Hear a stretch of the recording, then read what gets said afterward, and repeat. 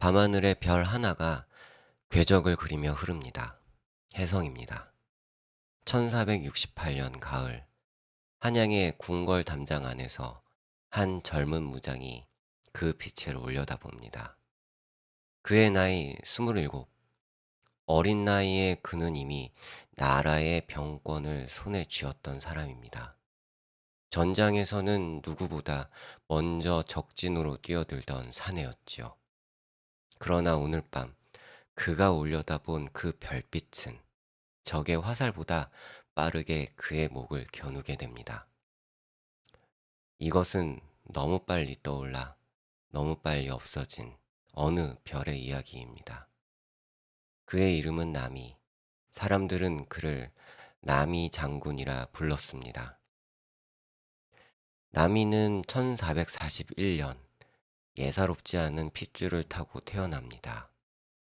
그의 몸에는 태종 임금의 피가 흐르고 있었죠.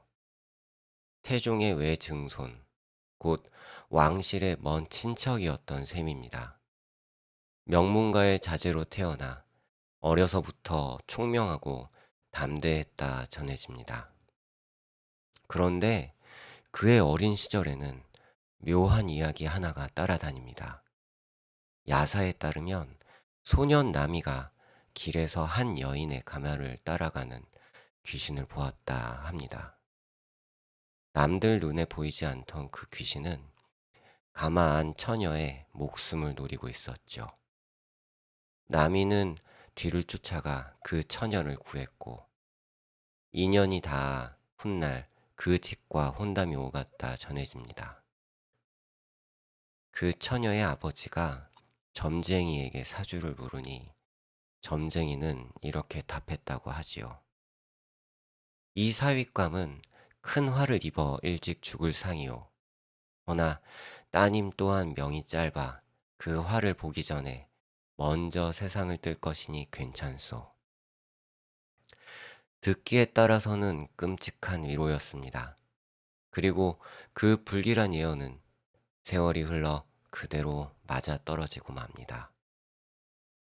소녀는 자라 무인이 됩니다. 1457년 겨우 17의 나이에 묵과의 장원으로 급제하죠. 붓이 아니라 칼을 든 사람치고도 아주 빠른 출세였습니다. 그리고 운명처럼 그의 앞에 두 번의 큰 전쟁이 펼쳐집니다. 1467년 함경도에서 이시해가 난을 일으킵니다. 조정의 군대가 출정하고 그 선두에 나미가 섰죠. 그는 화살이 빗발치는 적진 한가운데로 거침없이 말을 몰았다고 합니다. 몸에 여러 군데 화살을 맞고도 끝까지 물러서지 않았다고 전해집니다. 전쟁은 그렇게 평정되었고 그는 1등 공신의 자리에 오릅니다. 같은 해 이번에는 압록강 너머 여진의 땅이었습니다. 명나라와 손을 맞춰 여진을 정벌하는 원정에서도 남이는 또다시 선봉을 자청합니다. 적장의 목을 베고 소굴을 불태운 그 기세는 온 조정을 떠들썩하게 만들었죠. 바로 이 무렵 그는 북정가라 불리는 시 한 수를 남겼다고 전해집니다. 백두산 돌은 칼을 갈아 다 닳게 하고 두만강 물은 말을 먹여 다 없애리라.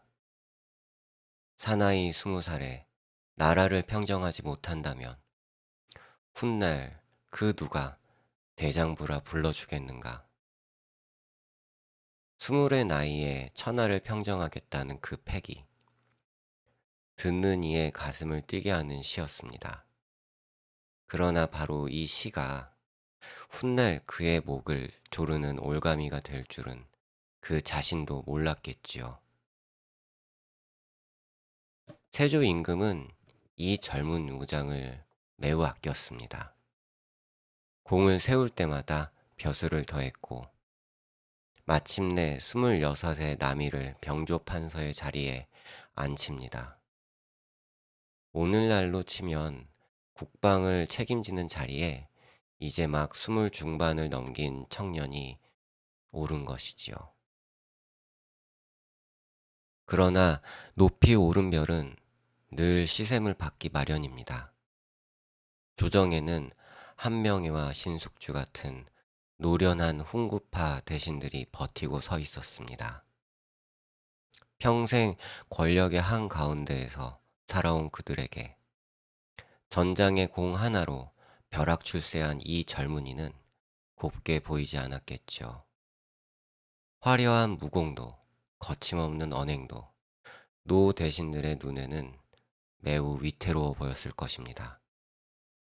별은 너무 빨리 떠올랐고 그를 끌어내리려는 손길은 어둠 속에서 조용히 모이고 있었습니다.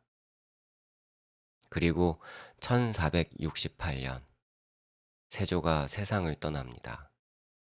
그를 아끼던 단 하나의 방패가 사라진 것입니다. 뒤를 이어 예종이 즉위하지요. 새 임금은 젊고 강성한 이 부장을 어쩐지 탐탁치 않게 여겼습니다. 즉위하자마자 남이는 병조판서에서 밀려나 한직이나 다름없는 자리로 옮겨집니다. 권력의 그늘에서 그를 지켜보던 이가 있었습니다. 유자광입니다. 서울 출신으로 신분의 벽에 막혀 있던 그는 오직 출세를 향한 욕망으로 가득한 사람이었죠. 그에게 남이라는 별은 자신이 밟고 올라설 더없이 좋은 발판이었습니다. 그는 기회를 기다렸습니다. 그리고 그 기회는 한 줄기 별빛과 함께 찾아옵니다. 어느 가을밤, 남이는 궁궐에서 숙직을 서고 있었습니다. 문득 하늘을 가르는 혜성이 눈에 들어왔지요. 옛날 사람들에게 혜성이란 불길한 병고의 징조였습니다. 그것을 올려다보던 남이가 무심코 혼잣말을 합니다. 혜성이 나타남은 묵은 것을 몰아내고 새 것을 드리려는 징조다. 전장의 사내 닿은 거리낌 없는 한마디였습니다. 그런데 하필 그 곁에서 유자광이 그 말을 엿듣고 있었습니다. 묵은 것을 없애고 새 것을 세운다. 유자광의 머릿속에서 그 말은 곧 낡은 왕조를 갈아엎겠다는 역심으로 둔갑합니다. 그는 그날 밤 곧장 임금에게 달려가 병고하지요. 남이가 역모를 꾸미고 있다고 말입니다. 여기서 야사는 더욱 서늘한 이야기를 전합니다. 유자광이 증거랍시고 끌어온 것이 바로 그 북정가였다고 하지요.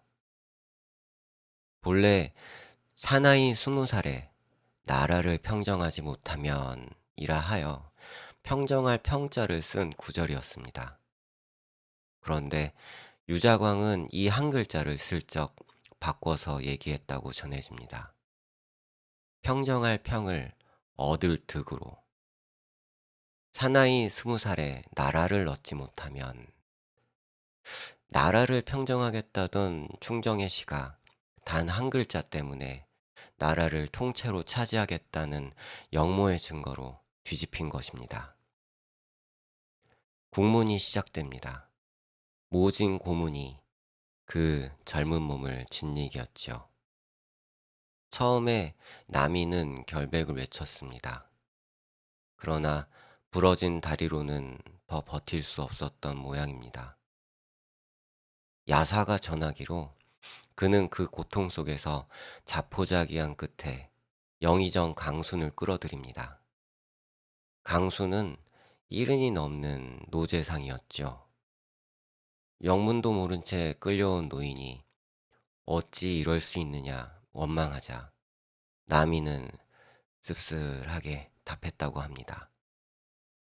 죄 없는 나도 죽는데 정승의 자리에 있으면서 뇌무죄를 한마디도 변호해주지 않은 당신은 무엇이 다르냐고. 그렇게 두 사람은 함께 형장으로 끌려갑니다. 판결은 능지처참이었습니다.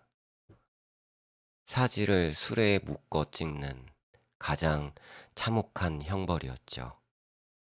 백두산 돌로 칼을 갈겠다던 그 젊은 장수의 몸은 그렇게 갈갈이 흩어집니다. 그의 나이 28, 첫 전장에 나선 지 채 몇 해 지나지 않은 너무도 이른 끝이었습니다. 어린 날 점쟁이가 말했던 그 불길한 예언은 결국 한치도 빗나가지 않았습니다. 이긴 자들의 셈법으로 보면 남이는 패배자입니다. 역적의 이름으로 죽었고 그의 공은 지워졌으며 그를 모함한 유자광은 도리어 공신이 되어 부귀를 누렸으니까요. 한동안 그의 이름은 입에 올리는 것조차 두려운 금기가 되고 맙니다. 그러나 별빛은 그렇게 쉽게 꺼지지 않았습니다. 세월이 흐르고 흘러 1818년 순조 임금 때에 이르러서야 그의 억울함이 마침내 인정됩니다.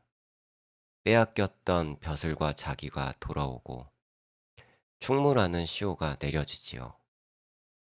충성스럽고 굳센 무인에게 바치는 가장 영예로운 이름이었습니다.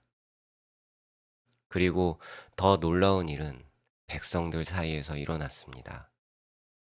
사람들은 억울하게 쓰러진 이 젊은 장군을 차마 잊지 못했습니다. 마침내 그를 영험한 신령으로 모시기 시작했지요. 오늘날까지도 그의 사당에서는 해마다 그의 넋을 위로하는 제가 올려집니다.